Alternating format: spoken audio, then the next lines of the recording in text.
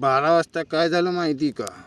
अचानक पाऊस चालू झाला आणि पाऊस चालू झाल्यानंतर विजेंचा कडकडाट चालू झाला आणि खूप गरमी झाल्यामुळं झोपेतून बाहेर उठलो आणि बाहेर गेल्यानंतर बघितलं तर खूप पाऊस चालू आहे. पाऊस चालू असताना विजांचा बी कडकडाट आवाज येत आहे. त्यानंतर मी पुन्हा एक 5-10 मिनटं बाहेर बसलो, पण मला असा आवाज येत होता की कोणीतरी माझ्या दरवाजापाशी आहे आणि कोणीतरी मला डिस्टर्ब करण्याचा प्रयत्न करत आहे. तर हे बघितल्यानंतर मी आश्चर्यचकित झालो. तर मी तिथे जवळ जाऊन बघितलं तर मला अचानक कोणी पण वाटलं नाही, कोणी पण नाही. नंतर मी पुन्हा जाऊन बसलो ज्या ठिकाणी मी पहिला बसलो होतो.